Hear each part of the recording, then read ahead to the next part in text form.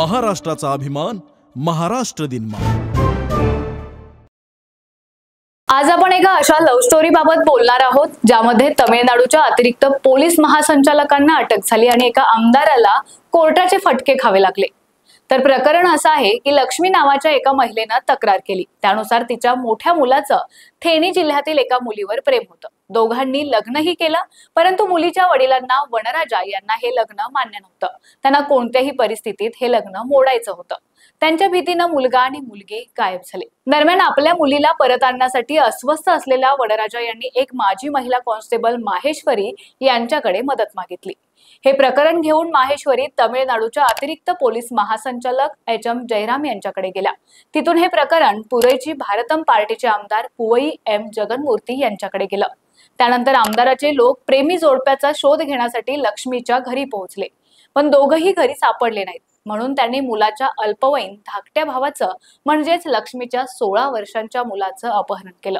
लक्ष्मीने पोलिसात तक्रार केली तेव्हा अपहरणकर्त्यांनी त्या मुलाला जखमी अवस्थेत बस स्थानकाजवळ सोडलं. नंतर असा दावा करण्यात आला की ज्या गाडीतून अल्पवयीन मुलाला बस स्थानकावर सोडण्यात आलं ती एडीजीपी जयराम यांची सरकारी गाडी होती. या गाडीत वनराजा आणि माहेश्वरी दोघेही होते असा आरोप आहे. या प्रकरणात मुलीचे वडील वनराजा आणि माजी कॉन्स्टेबल माहेश्वरी यांच्यासह 5 जणांना अटक करण्यात आली. पोलिसांच्या चौकशी दरम्यान अटक करण्यात आलेल्या काही आरोपींनी आमदार मूर्ती यांचाही अपहरणात सहभाग असल्याचं सांगितलं. 15 जून रोजी पोलीस आमदारांना अटक करण्यासाठी त्यांच्या निवासस्थानी गेले, तर तिथे त्यांच्या पक्षाच्या 2000 कार्यकर्त्यांनी गोंधळ घातला. फरारी आमदारानं याच दरम्यान मद्रास उच्च न्यायालयात जामिनासाठी अर्ज दाखल केला. न्यायालयानं आमदार आणि एडीजीपी दोघांनाही सोमवार 16 जून रोजी न्यायालयात हजर राहण्याचे आदेश दिले.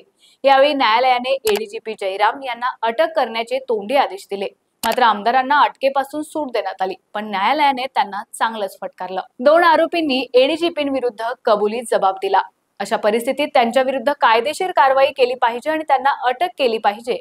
यानंतर न्यायालयातून बाहेर येताच पोलिसांनी एडीजीपी जयराम यांना अटक केली. या खटल्याची पुढील सुनावणी 26 जूनला होणार आहे.